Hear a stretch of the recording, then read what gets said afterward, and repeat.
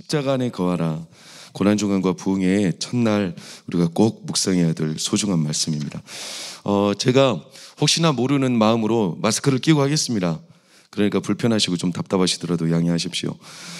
사실 고난주간을 보내며 무엇보다도 예수님을 더욱 깊이 경험해야 합니다. 예수님을 더욱 깊이 아시기를 축복합니다. 예수님을 어떻게 알 수 있냐면 길은 딱 한 가지밖에 없습니다. 십자가를 통해서 알 수 있습니다. 예수님을 더 깊이 경험하는 길은 십자가입니다. 십자가. 왜냐하면 십자가는 예수님이 행하신 모든 사역의 완성이기 때문에 그렇습니다. 십자가를 통해서 완성하셨죠. 어떤 일이든 완성이 있어요. 활용 정점 다 그려놓고 완성된 지점을 찍지 않으면 있었던 앞선 일들은 다 의미 없어요. 완성되는 지점이 있어요. 그게 뭐냐면 십자가였어요. 우리가 옷을 수선하는 것만 해도 마지막에 실밥을 다 깔끔하게 털어내고 마무리하는 작업이 중요하듯이 예수님의 공생애 동안 일어난 수많은 가르침과 교훈과 그의 삶이 한 가지 지점에서 정점을 찍어요. 그게 뭐냐면 십자가예요. 그래서 예수님은 십자가 위에서 십자가의 외마디 외침으로 마무리하셨어요. 뭐죠? 다 이루었다. 다 이루었다. 100% 가운데 99% 이루었다? 아니요. 100% 가운데 99.99% 이루었다? 아니요. 100% 완벽히 이루었다. 이게 십자가 완성이에요.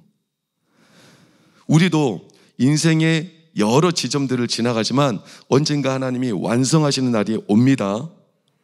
그때 사랑하는 여러분, 여러분들의 인생의 끝마디가 내 이럴 줄 알았다 하며 마치시기를 축복합니다.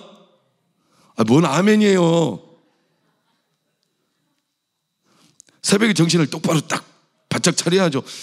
내 인생 이럴 줄 알았다 그러면서 끝내실 거예요. 내 인생도 끝지점에서 다 이루었다까지는 아닐지라도 우리는 어느 정도는 하나님이 주신 내 삶의 목적과 이유들을 하나님 완성하심에 감사합니다. 이러면서 우리 사랑하는 장로님들, 우리 권사님들, 마지막 하나님이 부르시는 그날 정말로 평안하게 다 이루어 숨을 거두며 하나님의 품에 평안하게 안기시기를 예수 이름으로 축원합니다. 그 인생에 주신 하나님의 놀라운 축복입니다. 사랑하는 여러분, 십자가가 바로 그래요. 그럼 뭘 완성했느냐? 십자가를 통해서 뭘 완성했느냐? 우리는 작게는 개인으로 볼 때는 개인의 구원이라고 말하지만 개인의 구원 정도로만 십자가를 말하면 안 돼요. 그는 십자가를 너무 폄하하는 거예요. 사실 십자가는 무엇의 완성이냐면 저를 따라해 보십시오. 하나님의 영광. 뭐를 회복하고 완성하기 위함이라고요? 하나님의 영광이요. 이 땅에 죄로 잃어버린 하나님의 영광, 그 영광을 완성하고 회복하는 게 십자가예요. 요한복음 15장에서 19장까지는 십자가 순환을 13장에 예수님이 예고하셨고 그 뒤로 십자가 순환 이후의 이야기들이 14장부터 쭉 이어져요. 그런데 놀랍게도 요한복음 15장에서 19장, 물론 그 다른 장들도 마찬가지지만 이번 고난주간에 살펴볼 이 15장에서 19장 말씀에는요 빠짐없이 등장하는 단어가 있는데 그 단어가 매 장마다 한두 번씩은 반드시 등장하는데 그게 뭐냐면 헬라어로는 플레로라는 단어예요. 플레로라는 단어는 채우다, 가득하게 하다, 완성하다, 그러니까 하나님의 영광을 가득하게 하다 할 때 그 단어가 플레로. 이게 우리 친숙한 단어로는 뭐라고 성경은 우리는 흔히 말하냐면 충만 그래요. 충만. 요한복음 15장, 16장, 17장, 18장, 19장 계속 충만, 채우다 단어가 반복돼요. 이걸 성경은 또 다르게 해석한 언어가 있는데 그게 뭐냐면 말씀을 응하게 하려 했다. 응하다라는 단어도 똑같이 플레로, 충만을 말해요. 충만.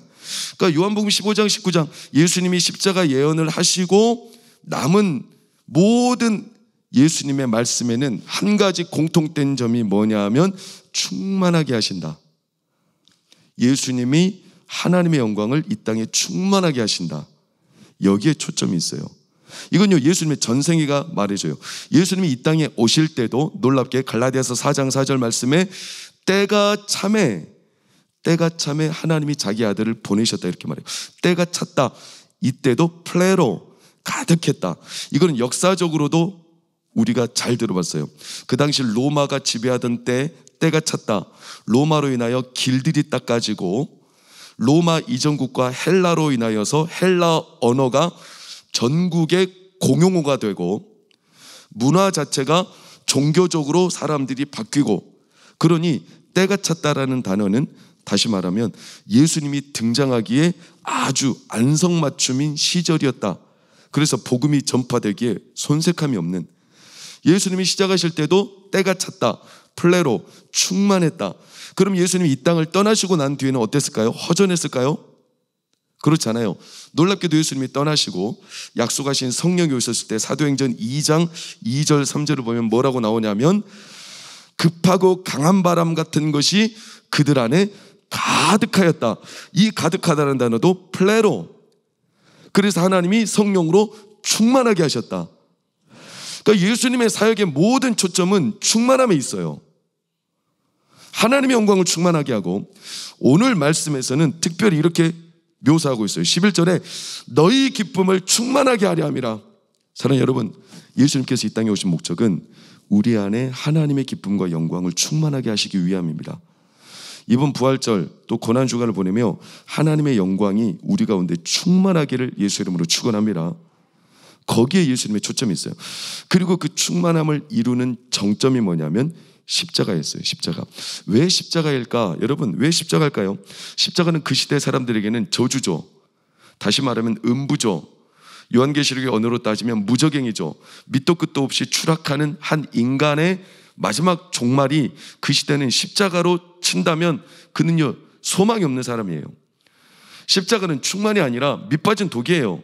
무저갱이죠. 십자가에 달린 자마다 저주에 빠져서 더 이상 살아날 수 없는, 그러니까 그 당시 사람들은 자기를 충만하기 위해 뭘 추구했냐면, 헬라인들은 소피아, 지혜를 추구하여 자기를 충만하게 하려고 했어요. 유대인들은 율법, 토라, 율법으로 자기를 충만하려 했어요. 로마인들은 권력을 가지고 자기를 충만하려 했어요. 그런데 예수님은 특이하게 뭘 가지고 이 땅에 충만을 정점을 찍었냐면 십자가로. 남들은 미련하다 말하는, 남들은 전혀 방법이 아니라고 말하는 십자가로, 그 십자가에 담긴 비밀의 실마리가 예수님이 떠나시기로 십자가 순환을 예고하고 가장 먼저 들려주신 요한복음 15장 말씀, 포도나무 비유예요. 포도나무 비유는 우리가 너무 많이 들어서 사실 포도나무 비유 가운데 성도님들이 갖고 있는 고정관념들이 있어요. 풍어를 너무나 많이 들었죠. 이 고정관념을 좀 제거해야 돼요. 그게 뭐냐? 이런 겁니다. 포도나무에 붙어 있어야 열매를 맺는다. 여기에 많은 강조점을 둬요. 저도요, 한때는 포도나무 비유를 가지고 설교하거나 권할 때 우리가 열매를 스스로 맺는 게 아닙니다. 열매는 나무, 포도나무의 가지가 딱 달라붙어 있으면 자연스럽게 맺는 겁니다. 그렇죠? 당연한 이치예요. 그러니 우리가 힘쓸 일은 가지가 막 안간힘을 써서 열매를 맺으려 힘쓰지 말고 포도나무에 열심히 붙어 있으면 됩니다. 이게 제가 전했던 포도나무의 교훈이었고, 많은 설교자들이 그쪽으로 다 치중되어 있어요. 이게 틀리진 않습니다. 그러나 절반밖에 모르는 거예요. 포도나무의 실마리를, 여러분, 가지가 포도나무에 붙어 있다? 이게 말이 그럴듯하지만, 아니, 가지가 포도나무에 붙어 있기로 작정해서 가지가 포도나무에 붙어 있는 거예요? 가지가 포도나무에 붙어 있을 수 있어요. 난 절대로 안 떨어질래. 포도나무 내가 붙어 있을 거야. 가지를 누가 쳐내요? 농부가 쳐내잖아요. 그런데 가지인 제가, 가지인 우리가 나는 절대로 안 떨어질 거야, 포도나무에 붙어 있기로 작정한다고 붙어 있을 수 있어요? 절대로 없어요. 가지는 붙어 있느냐 마느냐는 농부가 결정하는 거예요. 농부가. 그래서 포도나무 비유의 핵심은 뭐냐면 15장 1절 2절 보세요. 나는 참 포도나무요 내 아버지는 농부라. 이렇게 시작하죠. 이게 핵심이에요. 2절 다 같이 읽습니다. 시작. 아버지께서 그것을 제거해 버리시고 무릇 열매를 맺는 가지는 더 열매를 맺게 하려 그것을 깨끗하게 하시니. 자, 중요한 것은 농부가 가지를 친다 안 친다? 친다는 거예요. 아무리 가지가 붙어 있으려 해도 농부가 열매를 맺게 하려 어떤 가지는 친다는 거예요. 가지 가운데서도 잔가지들은 친다는 거예요. 가지 가운데서도 열매를 맺는 부위에 집중력을 가하기 위해 다른 가지들은 쳐버린다는 거예요. 가지가 자기 혼자 나무에 붙어 있으려고 작정해서 붙어 있는 게 아니라 농부가 쳐내는 경우가 있다는 거예요. 그게 핵심이에요. 그래서 그 뒤로 일어나는 교훈들은 당연한 거예요. 그렇게 남겨진 가지가 4절 5절을 보면 내 안에 거하라 그러면 열매를 많이 맺을 수 있고 내 안에 거하지 않으면 열매를 맺을 수 없다. 맞죠? 가지가 포도나무에 붙어 있어야 열매를 맺는다는 거 맞습니다. 또한 6절에 열매 맺지 않는 가지는 버려진다. 맞죠? 이것 또한 맞는 말이에요. 7절에 그래서 가지와 포도나무가 함께 거하면 무엇이든지 원하는 대로 열매를 맺게 된다. 맞죠? 그 이후의 내용은 다 맞아요. 중요한 건 뭐냐면 그 전에 농부가 가지를 남겨놔야 돼요. 가지를. 그러면 그 이후에는 다 말씀대로 맞아요. 그러니까 이건요, 가지가 포도나무에 붙어 있으려면 농부가 이미 선택해야 돼요. 우리 김한나 권사님이라는 가지를 예수님께 남겨놓으신 겁니다. 할렐루야. 최수모 권사님이라는 가지를 남겨놓으신 겁니다. 가지를 남겨놓은 거예요. 누가? 농부가. 그 뒤에 이루어지는 일들에 대해서 우리는 맞다고 말할 수 있어요. 그러니까 우리는요, 이미 예수 그리스도 안에 거하고 있음을 믿으시기를 축원합니다. 믿으시기를 축원합니다. 그게 뭐냐면 3절 4절에 너희는 내가 일러준 말로 이미 어떻게 됐다? 깨끗해졌다. 이미 깨끗해졌다는 것은 이미 포도나무에 붙어있는 가지로 농부가 남겨놨다는 거예요. 남겨놨다.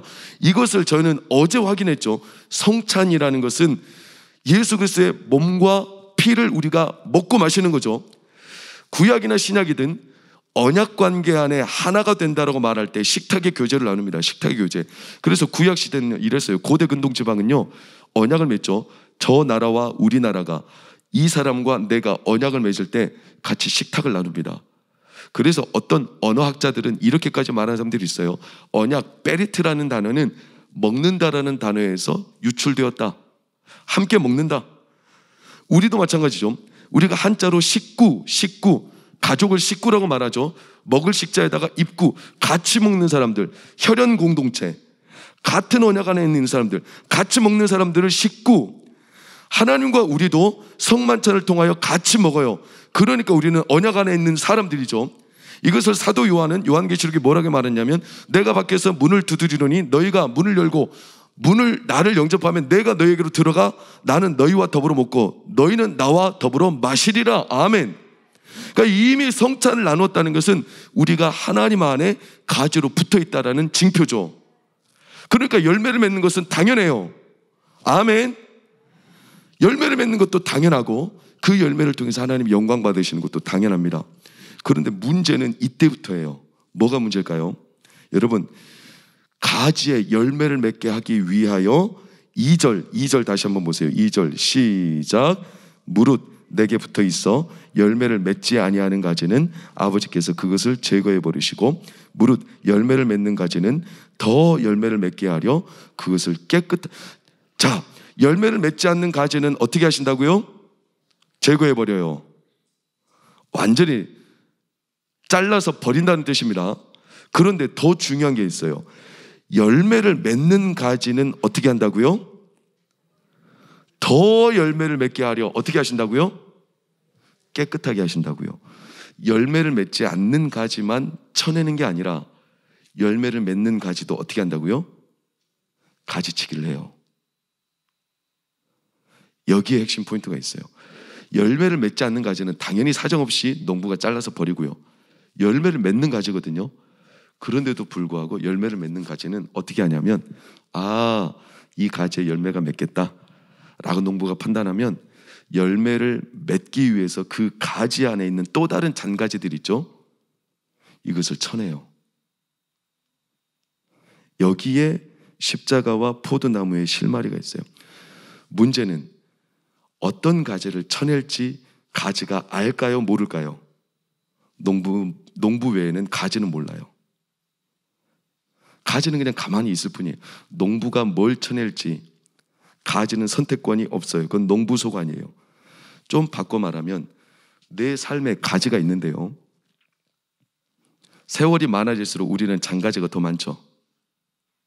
가지가 있는데요, 하나님께서 우리에게 열매를 맺게 하시려 내 삶의 가지들을 쳐낼 때가 있어요. 근데 문제가 뭘까요?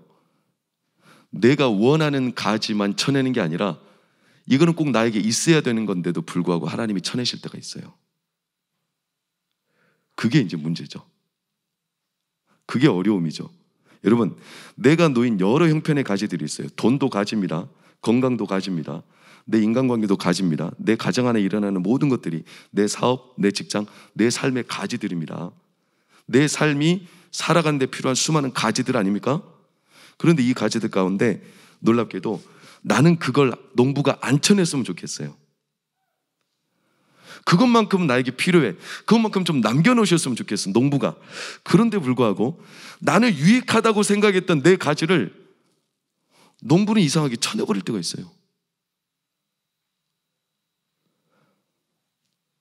참 이상한 일이죠. 그래서 요한복음 9장 유명한 소경된 자, 나면서부터 소경된 자, 그는 건강이 없는 자죠. 사람들은 이 사람이 건강이 없는 이유가 뭐냐? 저주, 죄에 빠져서. 근데요, 그렇지 않대요. 그 사람에게 건강을 하나님이 쳐내신 이유는 예수님 말씀하셨어요. 뭐를 위함이라? 하나님의 영광을 위함이래요. 아니, 꼭 눈을 감고 있어야만 하나님의 영광을 위합니까? 눈을 떠야 하나님의 영광을 더 위할 수 있을 텐데, 이상하게 요한복음 9장에 소경된 자는 하나님의 영광을 위하여 그 사람에게서 눈을 거두어 가셨다는 거예요. 물론 우리는 그 이후의 사건, 예수님이 그 소경된 자를 실로암 목가에 보내서 눈을 뜨게 해줬으니까 그래서 영광을 위함이라구나, 이렇게 우리는 뒤늦게 이해를 하지만 여러분, 꼭 그렇지 않아요. 하나님께서 다 그렇게 눈을 뜨게 해주시는 것만은 아니에요. 그대로 남아있는데도 불구하고 하나님의 영광을 위함에는 변함이 없을 때가 있어요. 꼭 그렇지 않다는 이야기예요. 베드로는 3,000명, 5,000명을 전도했어요. 하나님께 영광이죠. 그런데 스데반은 한 명도 전도 못하고 돌에 맞아 죽었어요. 그런데도 그 사람은 하나님께 영광이에요. 주의 동생 야고보는요, 예루살렘 교회 수장이죠. 그런데 야고보는요, 가장 최초로 목이 잘려 순교당했어요. 요한은 끝까지 하나님이 살아남겨놨죠. 요한만 하나님께 영광이냐? 아니요. 순교당한 야고보도 하나님께 영광이에요. 때로는 나에게 가지를 쳐내시는데 건강의 가지를 쳐내실 때도 있어요. 나에게 이상하게 돈의 가지를 쳐내실 때도 있어요. 왜 그런지 우리는 잘 몰라요. 농부의 마음을 우리는 잘 몰라요. 그런데 그러실 때가 있다는 거예요. 사람마다 다 달라요. 쳐내는 가지가. 이게 가지인 성도들의 입장에서는 너무나 어려운 문제죠. 우리는 그것을 한마디로 고난이라고 말은 합니다. 그러나 우리는 이렇게 생각하고 마음이 아프죠.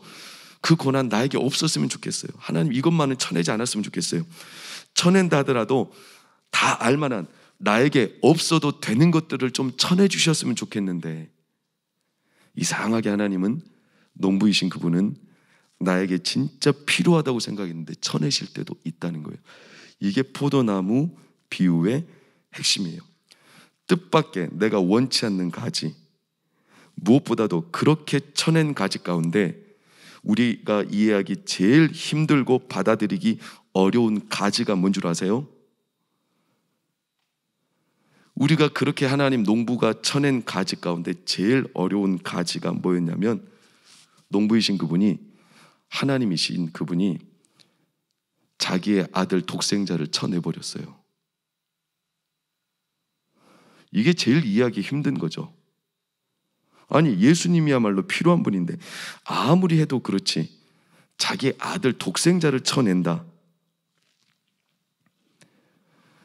그렇게 국대 굵은 가지를 그분을 살려두면 훨씬 더 많은 일을 할 수도 있을 텐데 그분을 굳이 십자가에 달려서 쳐냈다. 농부가. 그러니 이거는 이해를 못하죠, 우리가. 여러분, 십자가는 요한복음 13장 2절을 보면 가룟 유다에게 마귀가 배반하려는 생각을 넣었더라. 십자가는 배반의 상징이죠. 배반의 상징이에요. 누구 좋으라고 예수님을 배반하게 하고 쳐냈을까? 예수님을 쳐냈을 때 얼마나 마귀와 대적자들이 기뻐했을까? 이렇게 생각하는데 오늘 성경은 전혀 다르게 해석해놨어요. 예수님의 십자가, 그분이 쳐냄을 당한 것은 버려지고 배반당한 게 아니라, 오늘 요한복음 15장 13절을 보세요. 13절 요한복음 15장 13절 다 같이 읽겠습니다. 시작. 사람이 친구를 위하여 자기 목숨을 버리면 이보다 더 큰 사랑이 없나니. 배반당하여 저주에 빠진 게 아니라, 전혀 거꾸로 해석해놨죠. 배반당한 게 아니라 오히려 배반할 친구까지도 위하여 자기 목숨을 내어놓았다는 거예요. 여러분, 이게 십자가의 역설이죠. 왜 십자가일까? 왜 하나님은 십자가일까? 예수님은요, 자신이 떠나면서 제자들한테 떠날 거다, 십자가 고난을 당할 거다 이렇게 말하자 제자들이 두려워했어요. 어디 가시는 겁니까 도대체? 왜 우리를 떠나시는 겁니까? 이렇게 두려워하는 그들에게 예수님이 가장 먼저 들려주신 스토리가 뭐냐면 포도나무 비유였어요. 포도나무 비유를 들려주시면서 농부이신 그분이 때로는 이해할 수 없는 가지도 쳐내신다고 말씀하신 거예요. 이해할 수 없는 가지를 쳐내시는데 그게 실족할 이유가 될 수 없다는 거예요. 왜? 이미 너희들은 내 안에 있기에, 이미 동광교회 성도들은 내 안에 있기에, 내 안에 있는 가지이기에, 그래서 열매를 더 맺게 하려 가지를 쳐내시는 거지, 쳐내가지고 불에 살리는 게 아니라는 거죠. 왜 포도나무 비유를 말씀해 주시는 거냐면, 제자들은 지금 두려운 겁니다. 예수님이 떠나시면 이들에게 닥칠 어려움과 미래는 당연한 겁니다. 18절 19절을 보세요. 이렇게 말하죠. 세상이 너희를 미워하면 너희보다 먼저 나를 미워한 줄을 알라. 19절 시작. 세상이 자기의 것을 사랑할 것이나 너희는 세상에 속한 자가 아니요 도리어 내가 너희를 세상에서 택하였기 때문에 세상이 너희를 미워하느니라. 다시 말하면 너희가 내 안에 있기 때문에, 그래서 세상에서 내침을 당한다는 거예요. 만약에 너희가 세상에 속한 자라면, 세상에 붙어있는 자라면 세상이 너희를 사랑할 거라는 거예요. 그런데 성도들은 예수님 안에 있기 때문에, 그래서 그들에게 대적이 오고 고난이 온다는 거예요. 다시 말하면 예수님은 제자들에게 뭘 말씀하시냐? 너희가 내 안에 있어서 때로는 가지치기를 당해도 실족하지 말라. 왜냐하면 너희가 내 안에 있다라는 증거다. 내 건강의 가지를 쳤냐? 그것 때문에 하나님 왜 나를 버리셨냐? 라고 생각할 수 있죠. 아니, 내 인생은 해도 안 되는 것만 이렇게 쌓였어. 왜 이렇게 안 되는 거지? 가정도 안 되고 자녀도 안 되고 내 삶이 안 풀려요. 겹겹이 쌓여오는 거예요. 그렇게 평생을 수고하고 고생하는데도 내 삶에 보란듯한 열매가 잘 드러나지 않아요. 왜 하나님은 나의 인생을 이렇게 쳐내는 거야? 이렇게 생각할 수 있는데도 불구하고 실족하지 말라는 거예요. 농부는 열매를 결국 맺게 하기 위하여 가지를 쳐내신다는 거예요. 근데 그 가지 중에 가장 예수님이 말씀하시면서도 스스로가 소름 돋았을 거예요. 제일 이해하기 어려운 가지가 뭐냐면 예수님 자신도 하나님이 자기를 쳐낼 거라는 거예요. 십자가 위에서. 사랑하는 여러분, 이 내침을, 가지치기를 당하는 이 예수 그리스도의 십자가가 그래서 우리에게 소망이 되는 겁니다. 예수님도 가지치기를 당했다면 우리는 어떻겠습니까? 그런데요, 그게 버려진 게 아니라는 거예요. 스위스과 스웨덴에 아주 오래된 유명한 이야기가 지금까지도 흘러내려오지 않습니까? 한 버스 기사 이야기. 누구나 한 번쯤 들어봤을 법한, 실화라고 말하는 이들도 있고 어떤 사람은 실화를 좀 각색해서 이야기한 사람들이라는 일도 있고, 책을 통해서 저도 여러 번 본 적이 있지만 그 이야기가 뭐냐면, 버스 운전을 하는 분이 계시죠. 그 버스업을 굉장히 즐겁게 자기 업으로 삼아 그 스위스 또는 스웨덴 이곳에서 그렇게 승객들을 친절하게 대하며 마을길을 누비며 그 작은 동네를 섬기는 한 버스 기사. 그날도 여지없이 화창한 하루고, 그날도 자기는 승객들을 태우며 콧노래를 부르며 승객들을 자기 버스에 태워 친절하게 안내하며 내려드리며 이렇게 평생을 자기 소명으로 삼아 살던 한 기사 아저씨가 어느 날 다를 바 없이 버스를 운전하고 이제 언덕배기를 지나 올라가고, 그리고 승객을 내려준 뒤에 내려가는데 갑작스럽게 버스에서 이상 징후가 보인 거죠. 그 이상 징후가 뭐였냐면 버스의 브레이크 라인이 잘 안 되는 겁니다. 아무리 브레이크를 밟아도 이 브레이크가 잡히지 않는 겁니다. 아차 싶었죠. 왜? 지금 브레이크 라인에 뭔가 고장, 이상 착오가 생긴 거예요. 그래서 이 버스를 점거를 해야 되는데, 멈춰야 되는데, 지금 비탄질 길을 올라갔다가 잠시 내려오는 길이라 이걸 스스로 멈출 수가 없어요. 저기 비탈진 길이 끝쯤에 가면 그나마 평지가 나와서 멈출 수 있는데, 그 평지 가운데서는 이제 길이 소로로 좁아지거든요. 한쪽은 크게 사고당할 수 있는 난간이고, 그럼에도 한쪽은요 멈출 수 있는 평지, 그나마 거기서 스톱할 수 있죠. 그렇게 마음을 작정하고 내려가요. 서서히 이 중립기어에서 1단, 2단 이렇게 기어 엔진을 써가지고, 기어 브레이크를 써가지고 천천히 최대한 속력을 무마시켜야 되니까. 그런데도 이게 비탈진 길이기 때문에 속력을 제어하는데 한계가 있죠. 거의 끝 지점에 달합니다. 그런데요, 그 끝 지점, 이제는 다 됐다, 안전하게 이 버스를, 승객들을 안전하게 내릴 수 있겠다, 이 마음을 가지고 비탈진 길의 끝 무렵에 갔는데, 그 마을에 살던 동네 몇몇 꼬마애들이 그 비탈진 길 끝자락에서 놀고 있는 거 아니겠어요? 막 뛰어놀아요. 뛰어노는데 버스가 오니까 아이들이 황급히 깜짝 놀라, 버스가 평소보다, 그러니까 막 피합니다. 그런데 그 아이 가운데 유독 한 아이만 버스를 피하지 않고 버스가 오는데 그대로 가만히, 오히려 버스를 반기듯. 왜요? 그래가지고 이 기사는 선택을 해야 돼요. 난간진 곳으로 그냥 추락하여 모든 대형 사고로 감안하고 멈출 건가, 아니면 그나마 안전한 길로 이 버스를 승강 정차시키기 위해 그 소년이 있음에도 불구하고 그곳으로 달릴 건가? 뭘 선택해야 되겠습니까? 여러분 같으면 뭘 선택하겠습니까? 버스 기사는 평생 동안 자기가 업으로 삼아 섬겼던 그 동네 사람들을, 얼굴 한 사람 한 사람이 다 잊을 수 없는 사람들, 이 소중한 인연들, 이 사람들을 살리기 위해 난간을 포기하고 그 아이가 있는 곳으로 내들이 달릴 수밖에 없었어요. 그리고 알다시피 그 아이는 버스에 치였죠. 내 사람들은 그래도 무사하게 큰 사고 없이, 그래도 간단한 찰과상 정도로 승객들은 마무리하고 내렸죠. 사람들은요, 그 버스 기사의 선택을, 어떤 이들은 잘했다, 어떤 이들은 참 잔인하다, 아무리 승객들을 살린다고 그 어린 소년을, 이게 뭐 양과 질의 문제도 아닌데 그렇게 할 수 있느냐, 이런 수많은 사람들의 수군거림, 사고 현장에서 일어나는 이런 어떤 처참한 상황. 근데 버스 기사는요, 그 버스에서 내렸죠.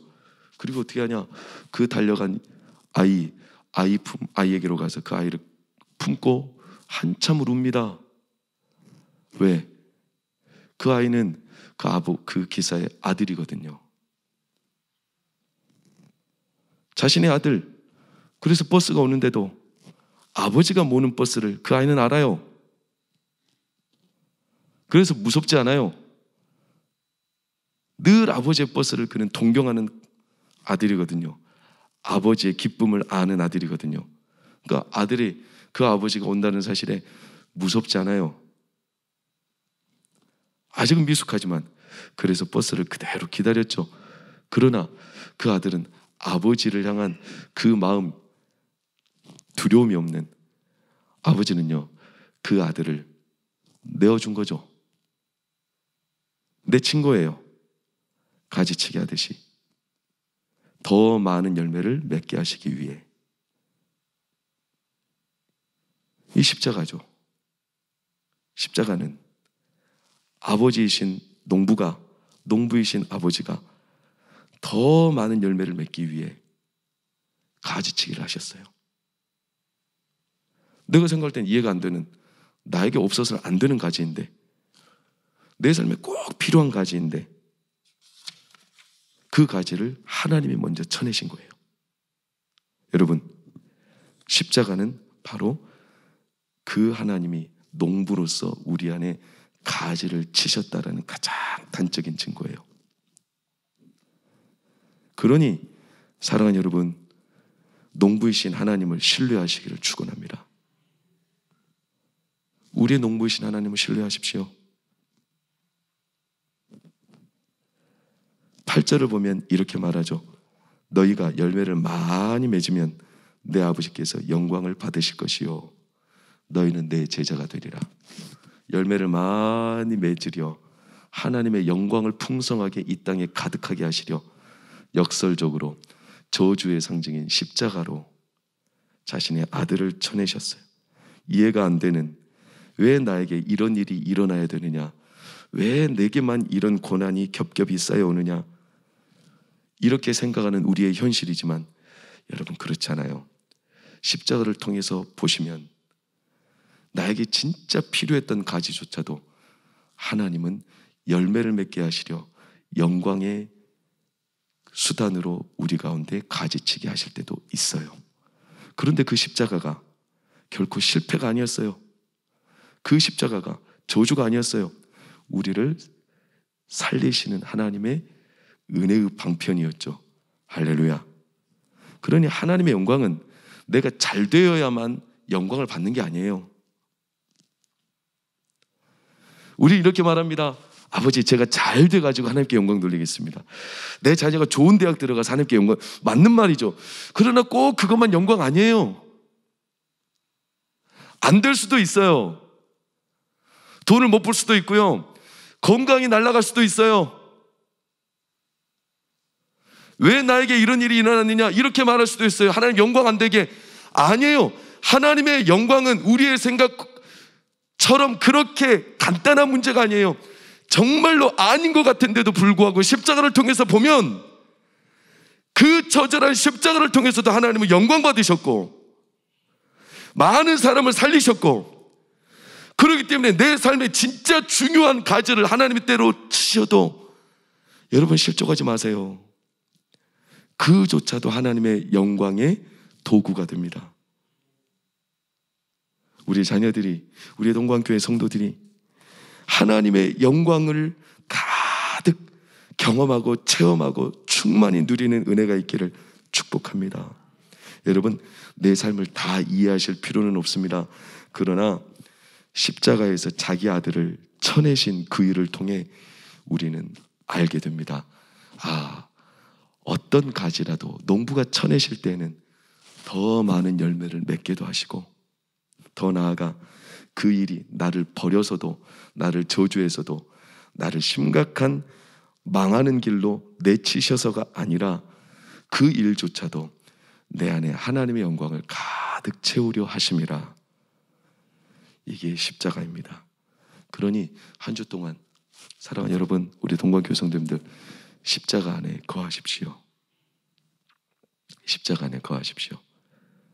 그분의 십자가를 통해서 보면 내 삶의 어떤 가지들도 하나님께서 다 합력하여 선을 이루시며 그분의 영광, 열매를 우리의 삶과 가정에 풍성히 맺게 하시려는 하나님의 선한 뜻이 우리 가운데 밝히 드러나 예수님의 그 깊은 은혜를 더욱 풍성히 경험하게 될 줄 확신합니다.